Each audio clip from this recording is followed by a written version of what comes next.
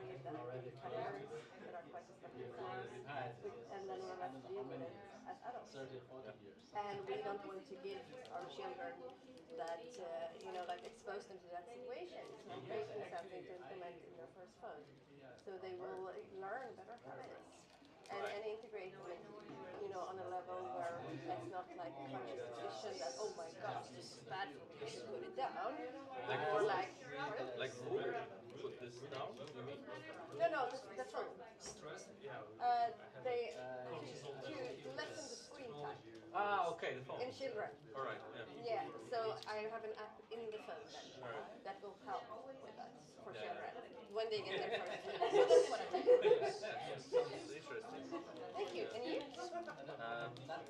I'm doing same time, but right now I'm focusing on finishing the platform for my novel. So I'm just Nice. making that would be community based, like a blog, comments, people, find it like talking about future of human civilization. It's science fiction book. Yeah, but it's like it's topics I should talk more about right now because so many things are happening. Yeah, I mean, I want to be like more maybe futuristic wise, and AI is a big part of our future, I think, and that's what I wrote. Of course. No, that's very interesting. Yeah, I'm also like working on a platform for people to finding jobs. So that's also necessary these days. And you suppose the innovation from HR and AI? No, but I know Henry from the previous meeting. A student from this Also. Stress. Yeah, we had some problems with the streaming, so now it works. Okay. Good. That's why. Yeah. Hi everyone. Yeah, sorry for we made you wait a little bit longer. So we had some problems with streaming, but now we are already live, and I know there are people who are watching. So just enjoy. We will start probably in 5-10 minutes because we decide to make a short break. But yeah, see you.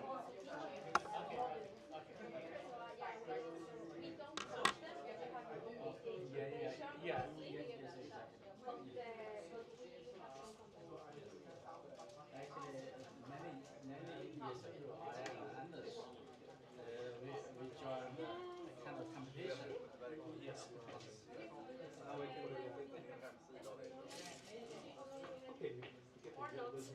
Yes, we will. We can start like taking our seats. Is okay? Hello everyone. Okay, guys. So now we will get started. Please.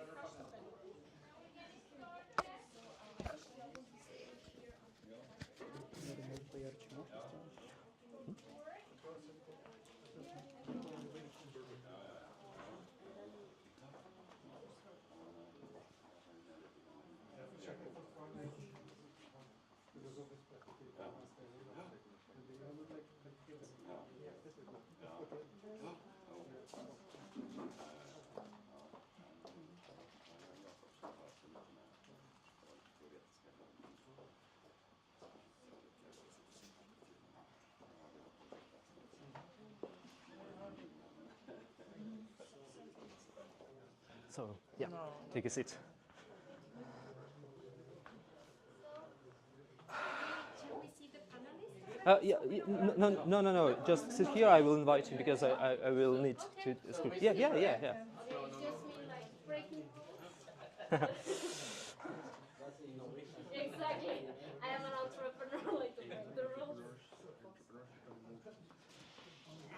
Okay, guys. So welcome. Henry to Okay. stage. Hello everyone. Sorry for this short pause. We were solving some technical issues, and we live in very turbulent times where rapid advancement of technological sphere, especially AI, is reshaping our social reality with unprecedented pace. With ever-growing number of unknown variables, as well as quite unclear perspective on sustainable development, it has never been so important to rethink our world. What opportunities are emerging, what risks are AI posing on entrepreneurs and society in general. My name is Henry Fischer and I'm a tech founder, and I'm really thank you for everyone who came at this event, as well as everyone who is watching our live stream online right now, and our amazing speakers who decide to participate in this panel where academics and entrepreneurs will discuss the challenges of emerging world.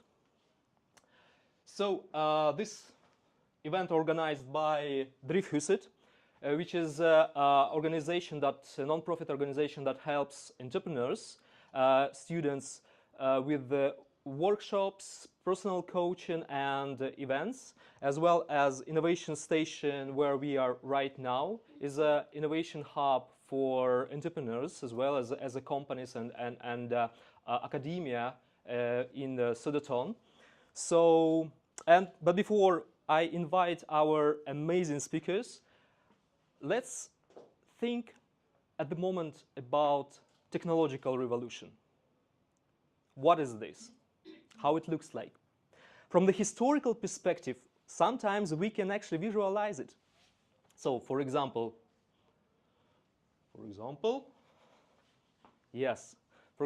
these two pictures. New York City, the same place, different time.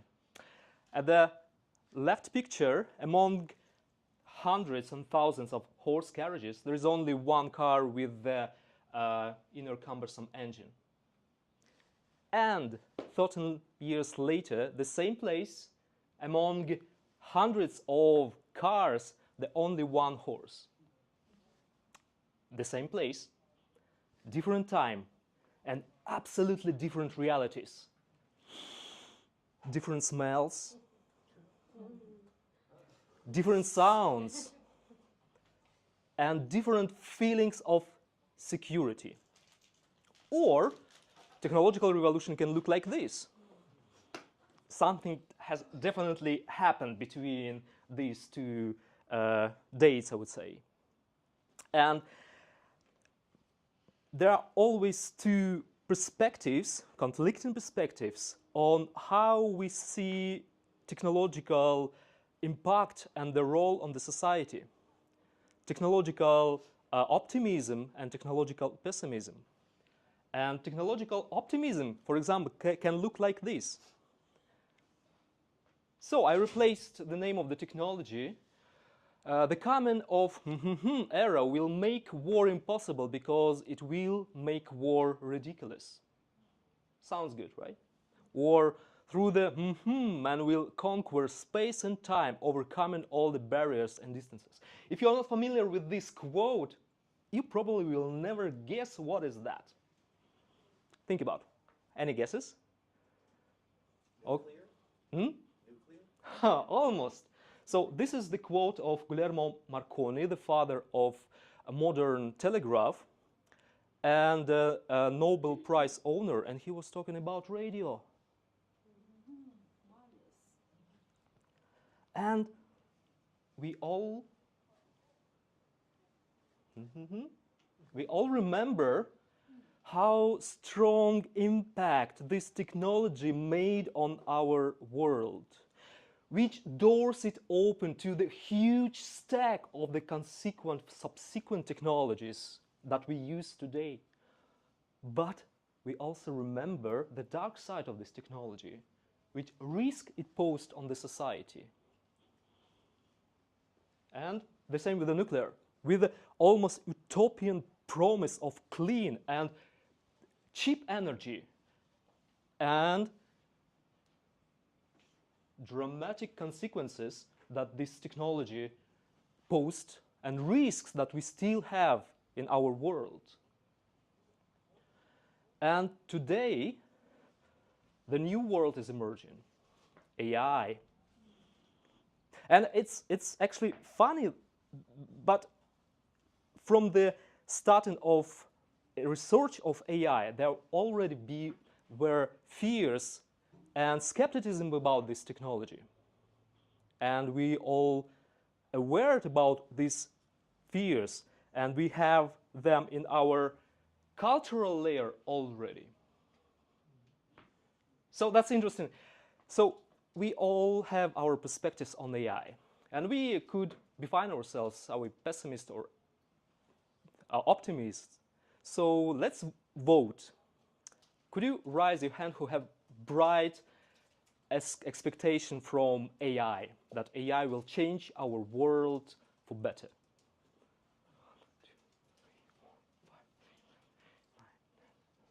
Okay, 11. Who is a pessimist here?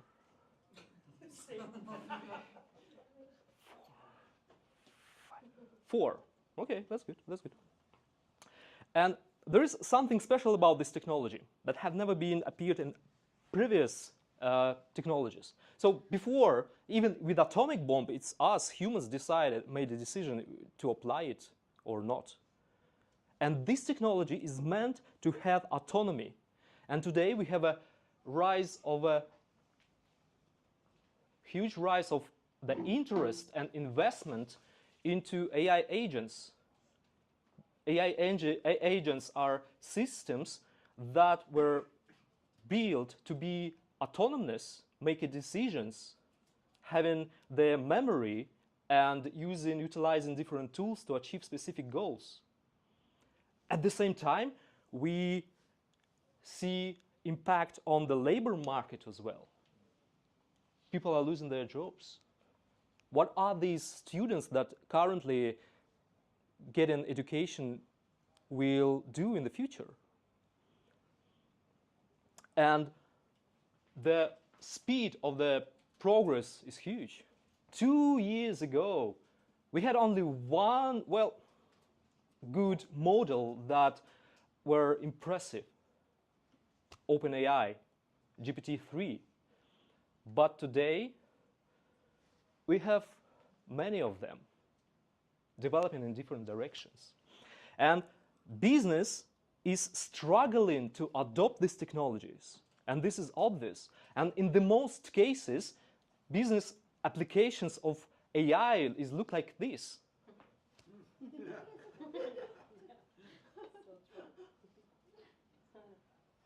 And it causes quite a huge failure rate of AI project inside of the companies, 80%, which is twice more than failure rate of the ordinary projects. And what about entrepreneurs? How to build your product in ever-changing world when you wake up and new things are happening? And there are so many questions that we want to ask. Where are we going actually? Are we going fast? And what's next? I don't have the answers, so that's why I invite our amazing speakers on this panel. So Haibo Lee, professor from KTH, professor of media technology. Yeah, enjoy. Okay. Anders Hedman, associate professor of media technology from KTH, please. Martin Jonsson, associate professor of media technology on Södertörn University. Irma Alfredsson, serious entrepreneur and CEO and founder of a startup Backpack, please. And of course, serial entrepreneur, cluster developer of Flemingsberg Game Hub, yes. And innovative coach Leslie Alfredsson, please.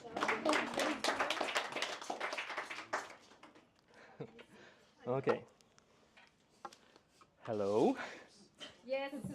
Yes. It's a joke, so. Yes. Here's a microphone.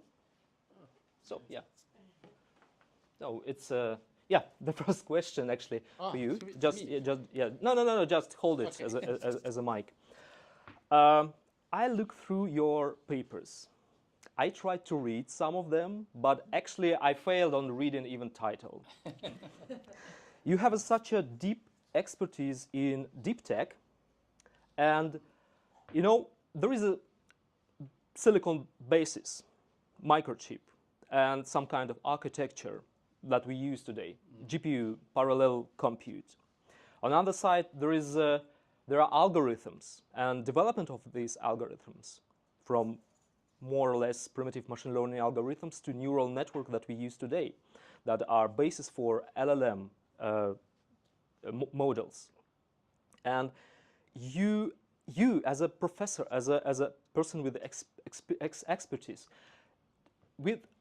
do you see the boundaries of this technology? Where are we going? Where actually we will stop?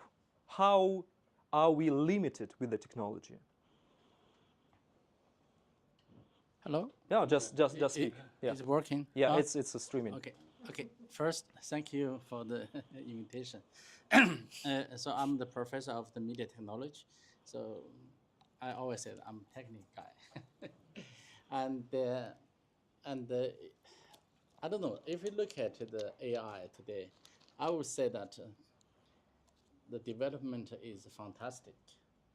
But we have to realize today, I mean, like ChatGPT for the any kind of machine, even they have, show like intelligence, but in reality, they have no intelligence at all.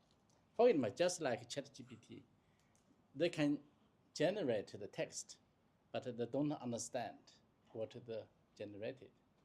They just simulate how the human talk, for example.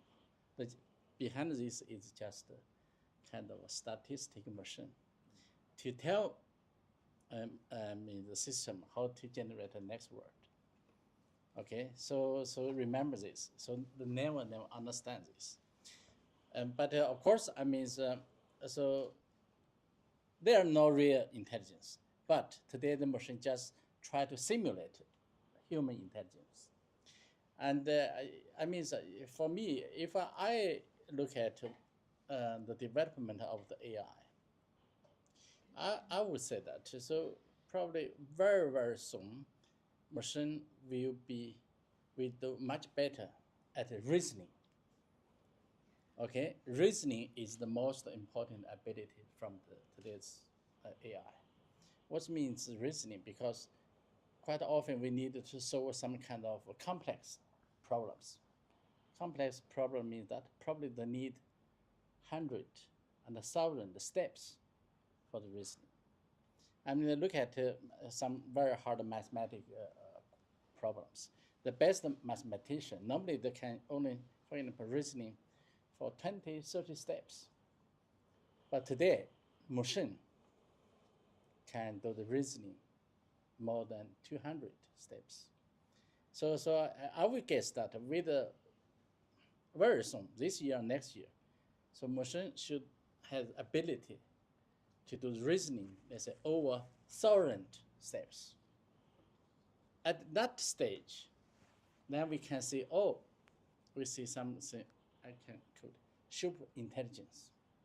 At that stage, for our human, I don't think we will argue, I don't understand how it works. I want to understand the principle. No, you cannot understand because they are so powerful.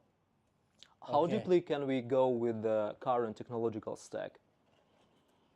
So today, to achieve this, so basically it's, they depend on the data, they depend on the computer power. But for the reasoning, I think it's much depend on the what's the name, the computational power. So that's will drive this. So today, in some sense, to me, I see very, very clear about this. I mean, let's say, if we want to answer some kind of common sense questions, okay, and probably machine can reach the human levels, okay, there are no big difference. To answer this kind of open-ended questions, But if we have some kind of logical problems, like the mathematical problems, scientific problems, that machine can be very, very strong. So that's that's something. I mean, just look at today's model. Did you notice that today the model already divided to the two part of the model? Why is like ChatGPT 4.0 that try to answer what's named the common sense open-ended problems, but they also have a O1, O3, and the R1 from the DeepSeek. They're talking about reasoning model. Because for that, machine can do much, much better. But of course, I mean, even we're talking about the reasoning, that's not human reasoning. That means machine reasoning. Okay, so this is, I think this is something. So that's why I say that no matter how advanced AI will be, still there are no intelligence. I will say that they just simulate to give you illusion that it's very smart, it's very intelligent, but in reality, it doesn't know anything. So that's why, yes, so that's why I don't really worry about this. But I really see that. So the technology, of course, I mean, in old days, we always take the technology as kind of, like we take an instrumental view. Oh, technology is just tools. Everything under control. If I don't like it, I can switch off, right? And the tool should be working for the human. So that's just one view. Another view is probably called the substantive view. So that means, okay, technology, it has its own value, its own way to develop this. And this will have the impact to the human society, just like the phone. Phone already changed our life, right? Like the car. With the car already changed the definition of the distance and changed the concept of the city, right? I mean, as you showed in the first slides, when we have the car, it's not just the speed. Actually, but still there is a difference, is autonomy. That this piece of code combined with other piece of code can make their own decision, its own decision, and act as it decide, not as us decide. Yes. I mean, how to say this? Let me see.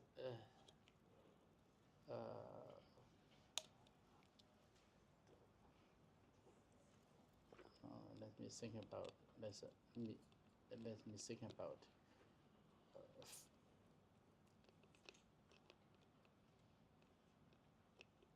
So I mean, if let's say from technical point of view, if you open the AI system, inside you see nothing. It's just the kind of statistic machine. Okay, why you say they can make the decision by itself? Basically, they just run simulation. Then they need some way to verify, is this correct or not? If they can verify, then from outside you see they make decision. But in reality, there's no decision. They just check if this condition is met. So I don't think there is a real automation. I mean, machine can make it. It's some way. It's the human put. Let's say I put the objective function, and you use this function try to do. I mean, just like the generated text. Okay, so. We are on very interesting field, and I guess I will ask some questions to Anders. Actually, we talked about conscious, and Anders wrote a lot about this topic in articles and discussed it a lot. And actually, this development of AI is the way how we can actually rethink ourselves, what our conscious is, how it works. And there are some different perspectives as a terminists saying that actually the human is a chemical reaction and neurons and everything is determined into chemistry and our nature. And there is no something that actually make a decision, but it's just how it is. So could you give us more professional perspective on this topic, what is conscious, and how close we are to AGI, and what is the AGI, because there are so many speculations on this topic right now. Yeah, so I'm going to agree with Haibo on that. There's no real intelligence in the models, and but I think to put this a little bit in perspective, if we go back in history, I think we had maybe the first sort of computational model of the mind was by the philosopher Thomas Hobbes, and he thought that what thinking was really a kind of calculation. So he thought the brain then was a kind of machine, and thinking was this kind of calculation. So this was during the Enlightenment, so it was very, very early. But he was a complete materialist, and he thought that everything in the universe was just material. And then at the same time, we had Descartes, and he sort of defined us as thinking things. When Descartes tried to figure out what's our essence, then he came to the conclusion that we're thinking things. And then I think AI began as a quest to sort of fulfill the promise of Thomas Hobbes, who said that we were these calculating entities. And so when AI gets started, and when this field of sort of mental simulation and all of that gets started, then a core idea there is that we're going to solve this mind-body problem. Descartes thought that we were this thinking thing, but it was a soul. We're mind, and the mind was not material. So Hobbes thought that thinking thing was material, but he didn't have a good theory to explain it. But when we get to 1943, that's when we have the first computational theory of the mind and brain.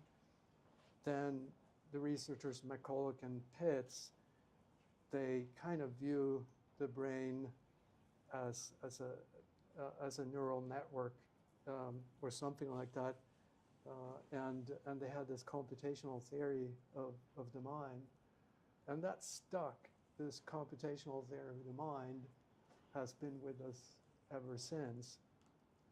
It was part of AI from the very beginning, and it continues today. It's the same theory of the mind. So it's dominating now, I think, in AI research. In AI research, if you look at what the sort of the people who are popularizing the view, and also the ones that are doing cutting edge research, they are computationalists. So they believe that all of mental life is software processes, really.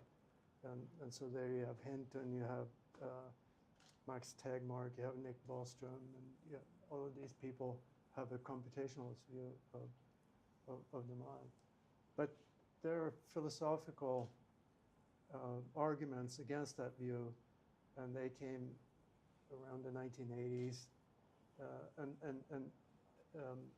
It's utterly unclear, I think, how you could get just from these software processes to a mind, and I think it sort of ought to be obvious that you couldn't just have a mind out of formal processes. But there are philosophical arguments against it also. And so far, I don't see how they have been refuted. So that view is completely mistaken, I would say. To understand what consciousness is, and when I wrote my book, I went into neuroscience instead, and I think that's where we're going to find the answer to how consciousness exists in the physical universe as a scientific phenomenon. I don't think any computationalist is ever going to get the Nobel Prize for explaining consciousness. That is just utterly unclear how they could do that. We have no reason whatsoever for believing that, no matter how complex these software processes are. For many years, creativity been addressed to consciousness, to people, to human brain, I would say, as a process. But today we see how AI actually takes these creative jobs, creative tasks, and this is very important for entrepreneurs, because the process to create, to find an idea, to create, to validate is a creative process. And I read the summary of your article that you worried about, actually, that we as a human, one of the risks that we as a human beings will lose this ability to create. Yeah, the thing is, these notions of intelligence, of creativity, even of what a mind is, all of these notions, they have cultural components. So for example, the view, I think, of intelligence that we have from AI is that it's instrumental rationality. It's a means ends sort of way of reasoning to reach goals. And with creativity, people have been writing about that, trying to figure it out for a very long time. And now I think a lot of people are willing to say that what we can do with the AI models, that's really creative, because, for example, AI can compose music that is unrecognizable from music that real composers have composed. So they can imitate Bach, for example, and you can't really tell what AI comes up with and what Bach did. But there's a difference there, I think, and that is that I think certain kinds of creativity that we have it's tied into a culture, and it's changing the culture. It's opening up an entirely new world, a way of looking at things. And it's unclear what we can do with AI there. I think, so that's one aspect of this. But then the other aspect is this, that how we look at these notions is not set in stone. And it might be that humanity just comes to decide it. We should say that whatever AI comes up with that's creative. And we could do that with intelligence too. We could say that whatever AI does, and if we think of as intelligent, that should be the norm. So if we decide to accredit sort of AI with this, then we can do it. It's sort of like with technological determinism. There was one critic of AI that said that he was not a technological determinist because we can always change things as long as we don't think that technological determinism is true. So in some sense, if we start to believe and if we start to think that AI is the measure of all creativity and it's a measure of all intelligence, then it may become like that. But then we're moving into a different world, I think. Then we're moving into a technological world. Mm-hmm. And I think as it is now, we're heading at very, very high speed into a technological world and it's just been accelerating for the past year. Like, it's insane. So, so there's a real danger, I think, that we go too fast and we get too much enmeshed in this world. And then it can become difficult even to exit that world if we wanted to. But it's up to us. Singularity, right? Well, singularity, that's the thesis about, the superintelligence.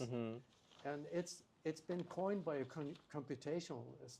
So that's Ray Kurzweil. And he was a computationalist, he still is. And,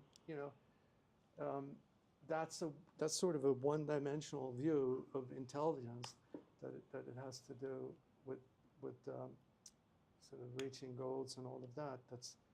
That's the model that they've had, I think, in AI research since the beginning of the field.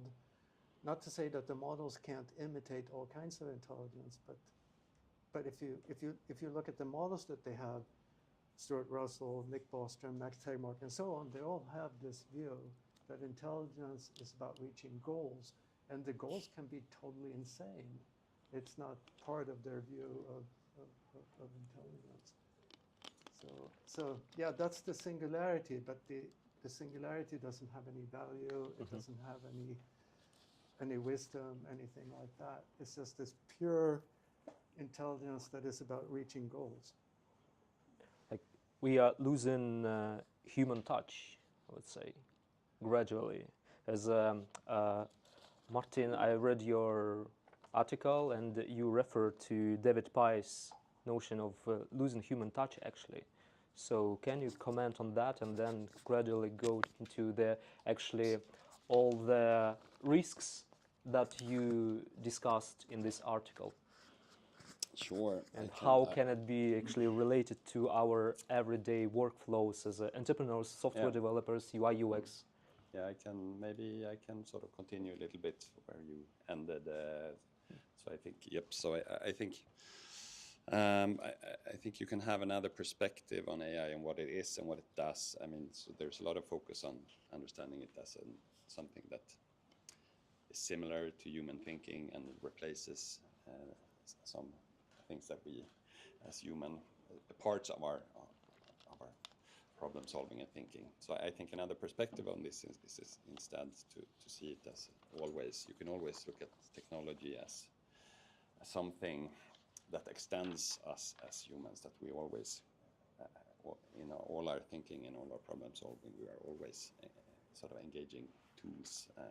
We're tool users as a fundamental aspect of being human. So we always engage in various sort of partnerships with technologies, and we act as becomes cyborgs with all sorts of anything from our language to you can see that as a tool to any more or less complex tools, and we can also understand AI as something that we engaged. We set up partnerships with AI, that it extends our abilities, and I think it's a more fruitful perspective to look at the combination of human and AI, not so much on how AI. Optimistic, I would say. Yeah, I don't know, but it could also, of course, that it's also risks and dangers in that. But I mean, from that perspective, how these partnerships evolve, and there you can also, I think it's very interesting to see how these partnerships evolve in different domains, and I think there's a lot of opportunities. I mean, if you want to go into sort of business, I think it's a lot about not so much thinking about how AI may replace stuff that we're already doing, but look at, okay, so what kind of partnerships can we see in particular domains, and what happens with the existing practices, and when you put this new tool and these new capabilities into different aspects of human life. And I've been looking specifically on sort of creative practices like design and programming, and sort of what happens if when AI becomes a part of those processes in programming and in creative practices, and we can see it's a lot of interesting things there. And I think also now we talked a little bit here, it was a lot of focus about this rational problem solving, and that's sort of one perspective where you can see clearly how AI speeds up processes in programming or any type of problem solving. But typically that's also a very small part of what we do as humans, and what's part of the activities you do as a programmer or as a so there it's interesting to see how AI transforms these existing practices. And I mean, so when we looked at this programming dimension, I think we saw some challenges that can be interesting to explore. I guess that's what you referred to a little bit in terms of when we sort of instead take the perspective of that AI should replace us and do the work for us. We lose control in a sense. So there is always this trade-off between automation and control. So the more automation and the more the machine is doing, the less control we have as humans. And that's also where I try to tie in this perspective of from crafts and how we and that's also a challenge that I think you can take on also as to develop new AI applications that in different ways allow you to maintain the control when you use AI as for creation, and there are lots of opportunities to see how can we create AI services that still promotes the critical thinking, sort of the critical thinking in human, and also and various forms of judgment. So that's also something that exists in sort of traditional crafts practices that we can learn from. This focus on details and sort of developing this some form of craft ethics, an idea of that you still own the process, you're responsible for the outcomes, and I think there are lots of ways that you can support that when developing new tools to still have the human being in control of these different processes in different ways. So on one side we have rapid developing technological basis for AI, which is revolutionarily goes up in reasoning. And then we have something that emerging as we call AGI, that we cannot even compare to like intelligence. We call it intelligence as a just reference to show some kind of similarities in the process. On this side we have entrepreneurs who are actually willing to find the fastest ways to solve the problems. So and there is actually mechanics in between, where actually AI with all these capabilities, with all these reasoning opportunities, solving specific problems. So could you name 3 main risks as you see, and 3 main opportunities on this field? For again, what was the question? Applying. Yeah. 3 main risks of this very fast development of AI and going to this AGI goal, and the problems that entrepreneurs is always looking for solutions.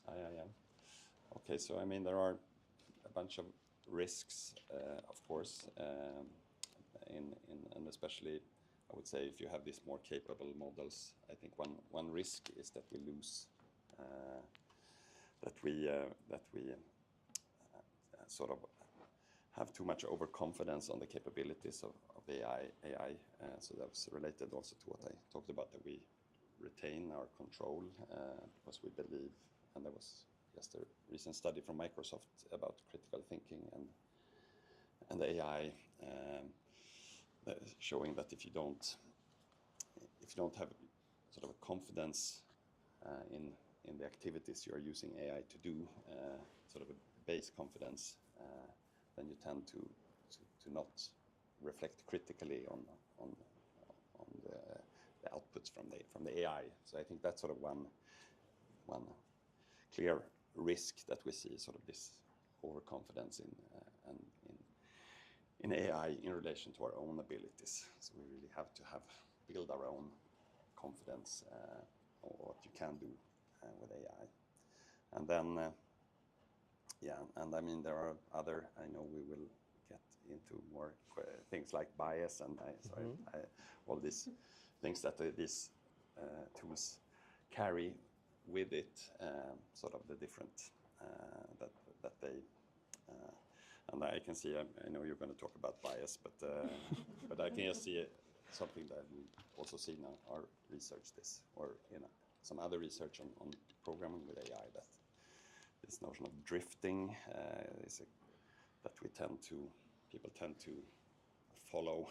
You might have an original intention in your use of AI, but then gradually you will sort of move away from your intention, because you will follow whatever step by step sort of drift away from your original intention idea where you're heading, and that's where also bias might be a risk. And then and I mean there are lots of other types of risks. So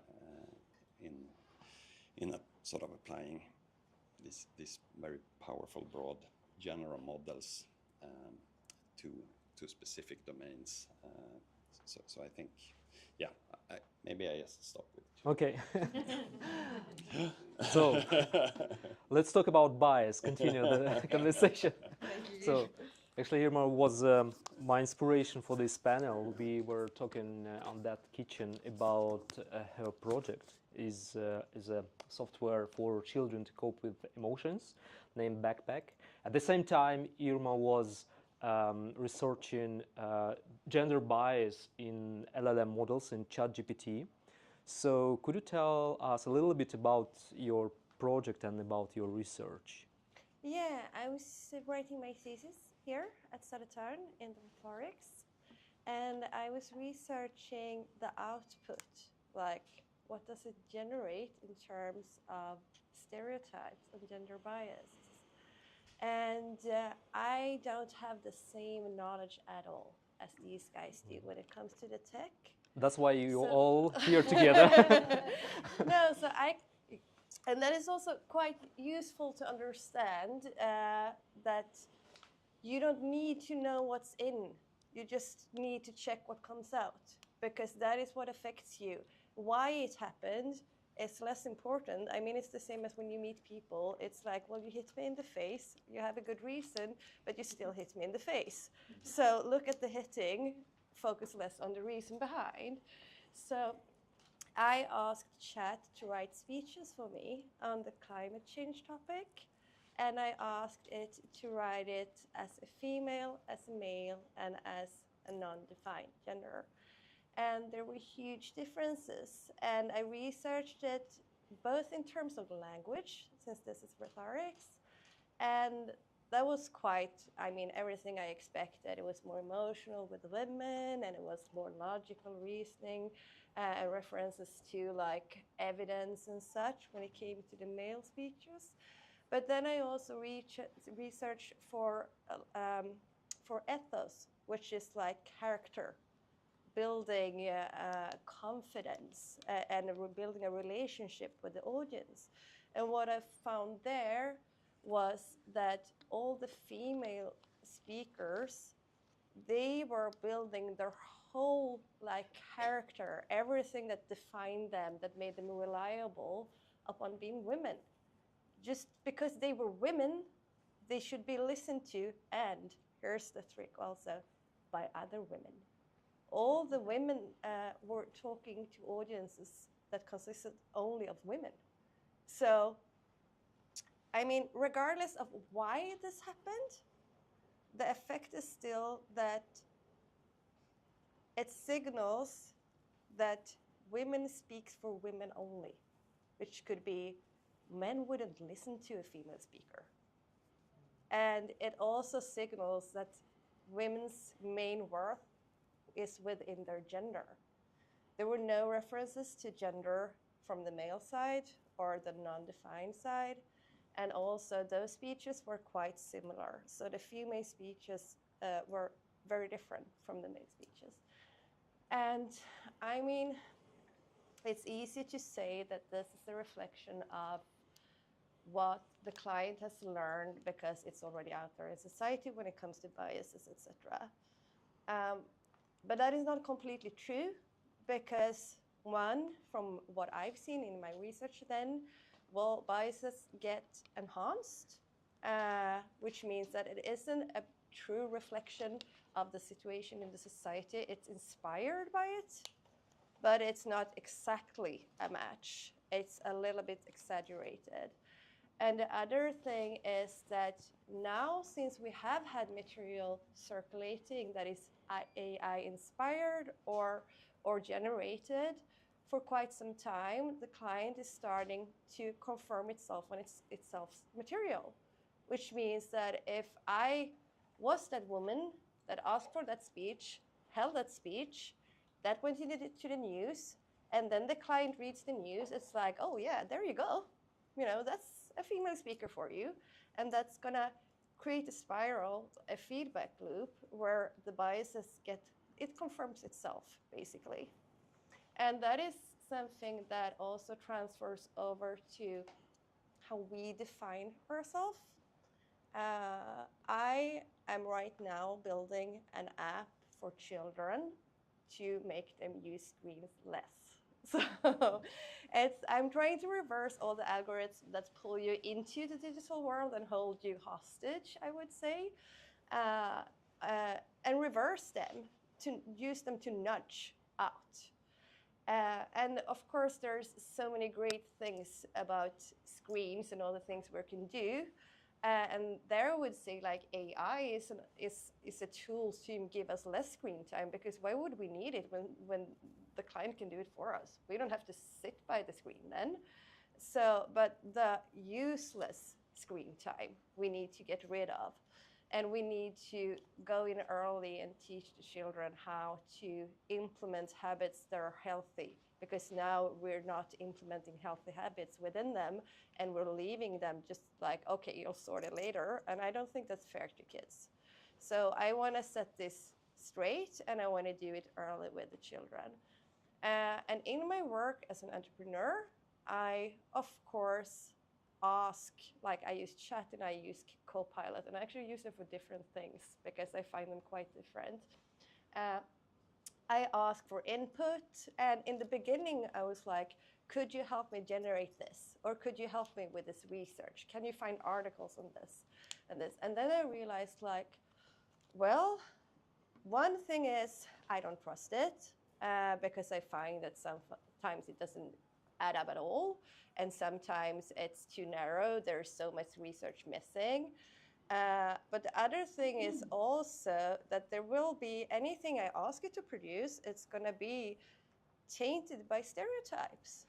So if I, as a woman, ask it to help me create a speech or a deck or whatever, there's a very real risk that I will end up being in a situation where I am just accentuating myself as a woman and think that's going to be enough. And it also will probably have some sort of I would not say idea because it doesn't think, but the output could signal that there's this perception of what the audience would be. If I'm pitching and I ask for generated material, it might make me go into a pitch just like exaggerating my womanhood, and also in a way that would be appealing to men, because it might assume that it's men listening. So therefore, I swapped my whole perspective of it and realize like, I don't want what I present to be tainted by these things, but I do love how you can swap it around and you can make it criticize you. I think that's the reasoning that you're talking about. That is the thing. And there's more things to that I love that I'm going to go into in a sec. But like having it criticize you or giving it your deck and saying like, really, what does this signal? And if it signals like, well, it signals emotion and zero accountability or zero like research or whatever, it's like, oh, that's not great, you know? So you can check yourself for biases. You can check who you are. Is this how you want to present yourself in this situation? By asking it to look at what you've already created. And you can reason around it, but that also teaches you such a great thing. And that is like, we have to leave ego behind. Because if you're not open for criticism, then you're not gonna be on this train. And then you're not gonna develop yourself at all. So I think this door that reasoning opens is beautiful, because I also think it can have an impact on us as humans. Because also, if it's like one of the slides in the beginning, or if you said it, like, well, waking up every morning knowing that chat could do this, invent this tomorrow, or something like that, it's like, well, there goes ego. I'm not going to be the best at anything. I'm not going to be like also being born with different talents. If I'm born in a certain way that makes it easier for me to draw or whatever, that's going to be less important if everyone can draw, if they can just express the creative thought behind. So I really see something super beautiful with this and super assertive.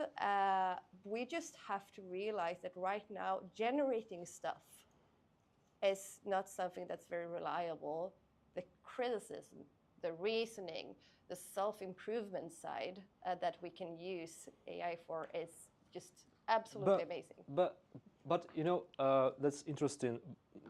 You are building an app for children and using AI inside. I mean, this is a kind of new notion of AI native children that will be raised by AI, even not knowing that, in different forms, different applications.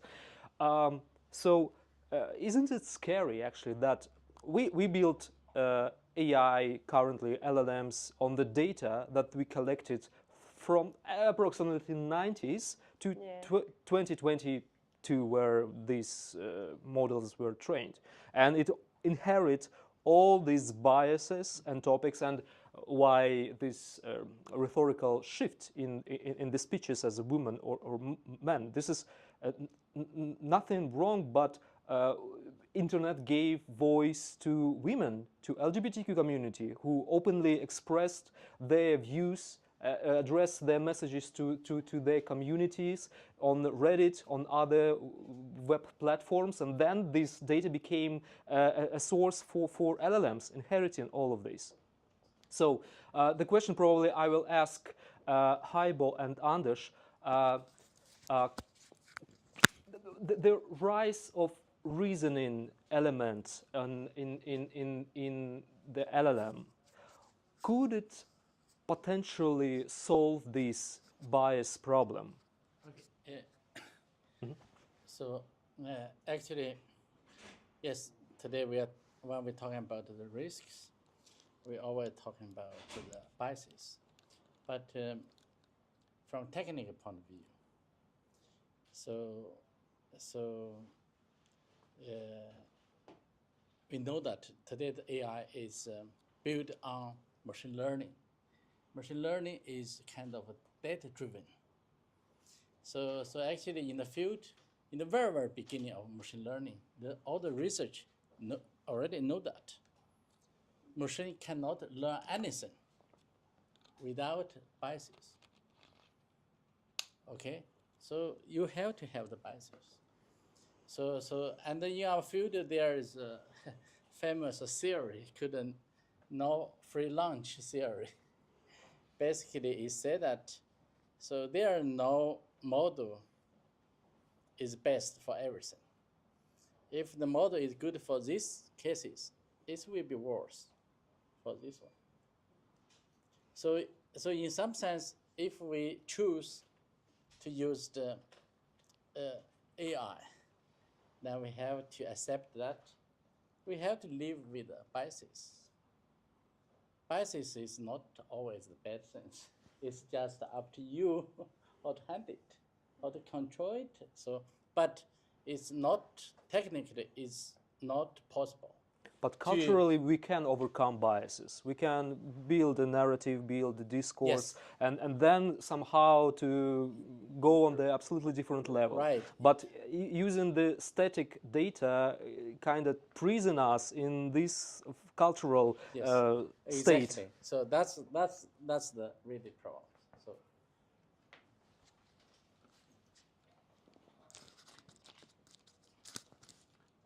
So I think there's a very large systemic problem in AI with regards to bias, and that is that the whole field of AI is biased. It's been patriarchal from the very beginning, and the models of ethics that are associated with AI, the model of intelligence, is thoroughly patriarchal. It was developed by men who started this, and it has continued in the tradition. So I think if we're going to come to grips with these problems, we have to totally reevaluate the kinds of models that we have of intelligence and of ethics in association with AI. And so there's a lot of work that could be done from a feminist perspective, I think, on just examining AI and just asking what would. I once asked this question in my class: what would feminist AI be like? And there was one person raised her hand, and she said, "We wouldn't have any AI." Okay, Leslie, you are as an innovation coach. Yeah. We already had this discussion about the pace of the changes and how it affects actually entrepreneurial world. So let's start wrapping up because time is coming flying. close. Yes, and tell us about your vision on the risks and opportunities that we have right now. I think as a misconception about what is AI. I meet like thousands of students every year, and they don't really understand what is AI. It's not ChatGPT. It's much more than that. And I think that if you want to build an AI solution, you have to understand what it is. And I would like to go back to what you, Professor, said. The brief discussion we have, and also your papers that you write about this, is like we really need to go back to the philosophical perspective. And what I'm encouraging nowadays, all the entrepreneurs that come to me, is like to write a set of principles. Why I'm building what I'm building, so then you can review and go back. Because if you use, for example, whatever model, and we're talking mainly ChatGPT because they think that is the tool that they need to build startups. As you say, it's so biased that it changed completely your idea and your concept and the reason and the why you're building the solution. And you get lost in translation and you don't even notice it yourself. And that is pretty scary. Then they start taking over you. And I think the other perspective that is extremely interesting to understand is the ethical perspective. Many new entrepreneurs, they are using OpenAI and the API to build solutions. But who owns really the technology? The ethical perspective, the responsibility you have to build. So I think that it's something that we should have a sort of consensus, those that we're working with students, like go back, teach the philosophical perspective, the responsibility behind it with principles, because I think that is what is going to contain the fears we have, right? That is AI is going to take over the world, it's going to take our jobs. if we build it from an ethical perspective, since the first startup of business idea you have, I think that will be the change we're looking for. So that will be my approach. And the last thing to say for all the new entrepreneurs that have a business idea, like AI is not a business model. AI for chicken wings, AI for nuggets is not a business model, it's a tool. You don't say my startup is powered by Wi-Fi, by electricity. It's a tool. So we have to understand how to use this tool responsibly. I think that is what I would like to say. Or use it to deliver the value, right? The value and in a responsible way. But you know, so currently we have these design thinking approaches when Yes. we talk to stakeholders, ask them. That can take months, for example, or Yes.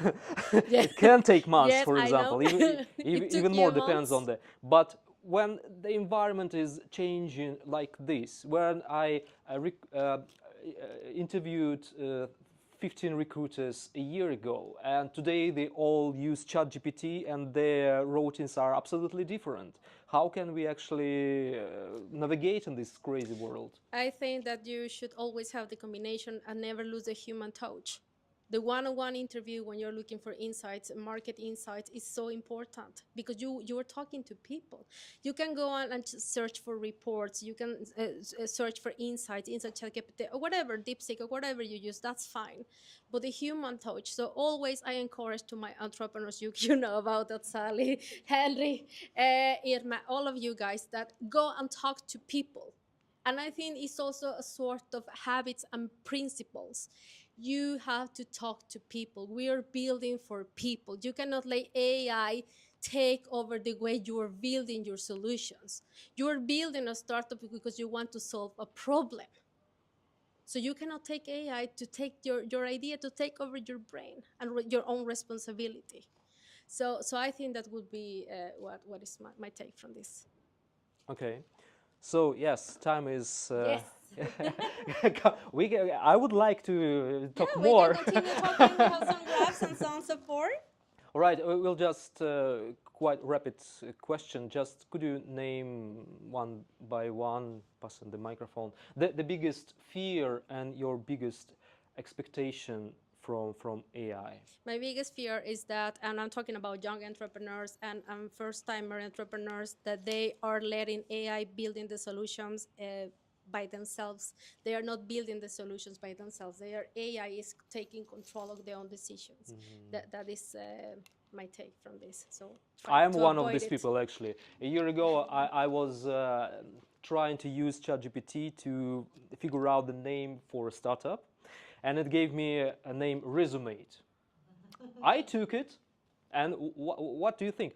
After we changed the idea, pivoted, abandoned the name, but I just checked it on Google after half a year. There were like dozens of projects named with the same name, which is a good example that. Yeah. Yeah, I read this study, or if it was a book, I'm not sure. But in the book, there was a study of how young ones rate their confidence when it comes to expertise. And they rated their confidence quite high. They were experts at everything. And when you ask them, like, why? Well, I can Google it. But that is not the same thing as knowing. So, I mean, that is what scares me, that we have another layer. I mean, we used to at least Google, and of course, a search engine is also like smart. It does things for you, but then you Googled and you went through a lot of answers, and then you had you got involved. And now there's next level where it's like someone does that for you also. So you have very many layers of someone else that is not a human, that is picking out what it is that comes out, and then you're like, well, I got the right answer. This is what it is. And I think it's scary if people start to think that they're experts of things just because they can search it and also trust the answer completely without realizing they always have to at least like send the question back, like reverse it or anything to double check. So we need to criticize what comes out. And we need to understand that knowing how to tell someone else to find it is not necessarily the same thing as having the facts of it. Thank you.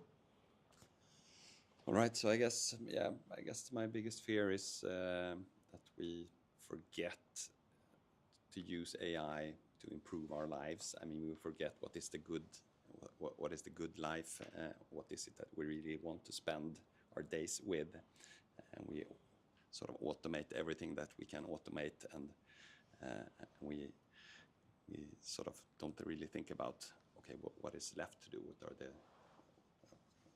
What is the life that we want to live, and how do we use AI to sort of go in that direction instead of just having it do as much as possible and automate also, I mean, the fun stuff in life. Yeah, so I think my biggest fear would be that we end up in a position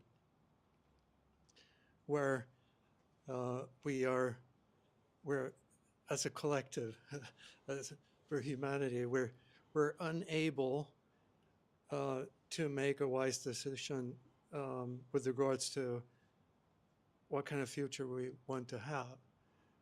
And so I think discussions like this are extremely important, because if we're going to make wise decisions, we need to understand the technology.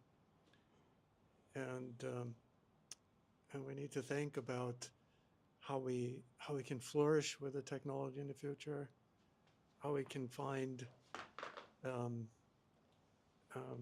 a good relation to the technology, to the AI technologies. Thank you. So actually, to me, it's quite simple. the biggest fear is I just fear probably within 1 or 2 years, we, the human, we lost reasoning opportunity because in the future, I mean, next year probably most all the reasoning will be done by the AI. And you just, of course you can do, but it's just like the exercise, then computer tell you wrong. I mean, just like the AlphaGo. Once you have AlphaZero, you know, who will play the Go? Once I move anything, computer say, oh, bad. Right? Before that, I'm very smart, you know, not today. So that's this, I think reasoning is good opportunity, and also the fears. I can say, and also I also want to say one more thing. I think today, I mean, you just see a lot of models work, but I think it's pretty important to try to understand how it works. Okay, sorry, and how it works, because if you see how it works, then you can understand a lot. Why is this? Why is that? Oh, I know. You know. Otherwise, it's just like black box. Oh, amazing. So that's why I and Anders. So we are running a course, generative AI. So there are a lot of people come to do. Yes, exactly. I just learn. I mean, open the black box to see how it works. Thank you so much. Thank you so much. And I'm really happy that we covered such a wide range of different depth of the question. So from very, very techy, narrow, yes, to more wider perspective on how we can actually implement AI in business, and how we can use it in UI, UX, and programming and building startups, and of course philosophical questions on what actually where are we going, what we should expect. Okay, thanks everyone for coming.